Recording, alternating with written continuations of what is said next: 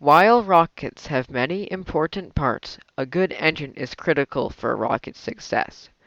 Different rockets throughout history have used many different engines with many different fuels, but here is a rundown of rocket engine basics. The simplest kind of engine is a pressure-fed engine.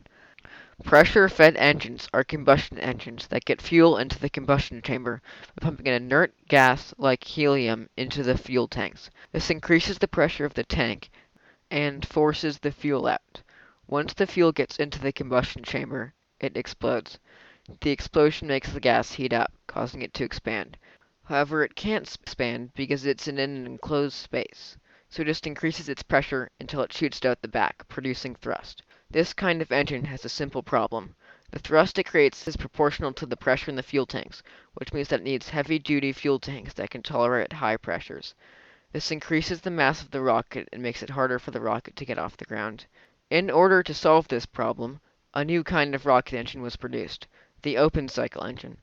Open cycle engines have a pump that allows them to pump high quantities of fuel into the combustion chamber without having high tank pressures. The pump is usually run by a gas generator and a turbine.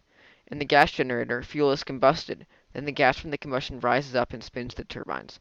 The turbine runs the pump, and the gas from the generator is vented out the back of the engine.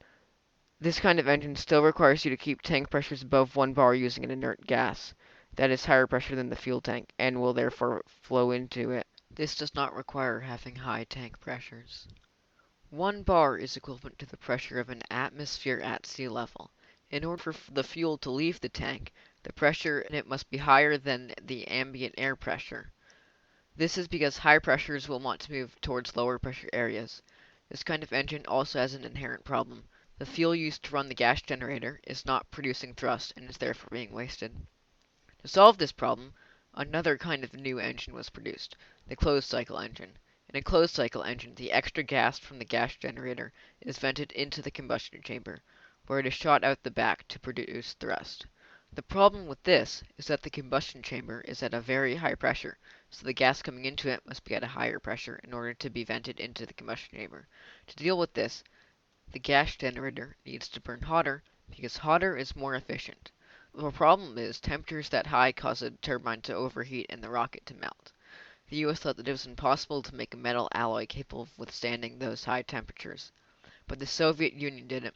They made a top secret metal alloy that could withstand colossal quantities of heat, making the first closed cycle engine. This engine burned oxygen-rich gas in its gas generator, which meant that the exhaust would contain more oxygen than normal. They also made it so that no oxygen was pumped directly into the combustion chamber. Instead, it all came from the exhaust. Meanwhile, the US did not think that it was possible to use the higher temperature oxygen-rich exhaust. Instead, they went fuel-rich, which meant that the mixture of fuel and oxidizer contained more fuel than normal, so there was more fuel in the exhaust. They could not use the traditional RP-1 as their fuel because, being carbon-based, it has a byproduct of soot that could clog the turbine. Instead, the US used a completely new fuel, hydrogen.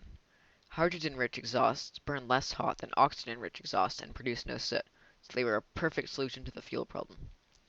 Another problem with closed-cycle engines is the shaft. The turbine that powers the turbopump is attached to a shaft. If the fuel or oxidizer goes through the shaft, it could get into the fuel tank and cause a combustion in the tank, which is bad. To stop this, the shaft needs to be sealed very well. However, it is almost impossible to contain hydrogen because of how small its particles are. This meant that the US rockets needed super strong seals in order to prevent their engines from exploding. Another solution besides having strong seals is a new kind of engine. That engine is the full flow staged combustion cycle engine. In a full flow staged combustion cycle engine, there are two turbopumps, one for fuel and one for oxidizer. The oxidizer pump runs oxygen-rich and the fuel pump runs fuel-rich, which means that even if the gases escape, they will just go back into their respective tanks.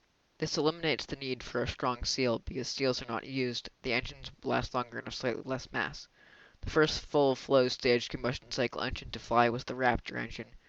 It was produced by SpaceX and is being designed for their next generation rocket, Falcon Super Heavy, and for their next generation spacecraft, Starship. Starship is supposed to ride on top of the Falcon Super Heavy. They're usually just referred to as Starship. Starship will be fully reusable and therefore needs long-lasting engines. The Raptor engine has only been tested in short suborbital hops and has never gone to orbit. All engines have some general problems in addition to these unique problems that come from the kind of engine that they are. One of the main problems comes from the engine nozzle. In order to convert heat and pressure into thrust, the gas is run through a nozzle. Once the gas leaves the nozzle, it can no longer produce thrust. So it might seem like you need to have the largest nozzle possible to maximize thrust. That's not true, because if the gas pressure drops below the ambient air pressure while it is still being converted into thrust, then the outside air will enter the nozzle and start cutting off the exhaust gas. If the gas is cut off too much, then a shock wave will form inside the valve. This prevents people from making more desirable, larger nozzled engines. However, engines that are designed for use in a vacuum can have massive nozzles because the ambient air pressure is zero. As you can see here, a Merlin 1D vacuum optimized engine is much larger than the Merlin 1D sea level optimized engine. A second problem is getting fuel into the combustion chamber. This is usually done using a fuel injector. In a fuel injector, fuel and oxidizer are put into the combustion chamber. Engineers usually design their injectors to maximize the surface area and mixing of their propellants. It is important to maximize surface area because the propellants can only react if they are touching, and they can make more contact if they have more surface area. Surface area is maximized by splitting up the streams of propellant. This increases surface area because now edges are no longer being covered by other propellants. Mixing is maximized so that the two propellants are closer to each other and will react more. The two most common ways to do this are with coaxial injectors and with pintle injectors. In a coaxial injector, a propellant is spiraled through a large pipe. When it leaves the pipe, the centrifugal force makes it spread out more and form a cone. Then the other propellant is sent out of smaller neighboring pipes. When the two streams combine, they scatter, which maximizes surface area, and merge, which maximizes mixing. In a pintle injector, propellant is injected through a pipe that has a slanted metal piece on top. The fuel hits the piece of metal and leaves the injector at an angle. Another one of these assemblies is placed below it, but with a different angle to its metal piece. The second part uses the opposite kind of propellant. After it ejects the propellant, it will hit the other stream of propellant. They will then mix together and spread out. The main advantage of a pintle injector is that you can change the angle of the flaps in order to adjust throttle settings. Normally, engines are throttled down and shut off using valves that are connected to the fuel tank.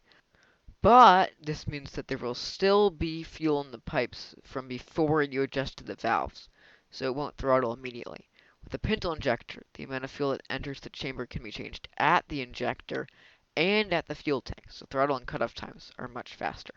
This is why pintle injectors are mainly used in rockets that have to land using their engines, because they need fast throttle and cutoff times.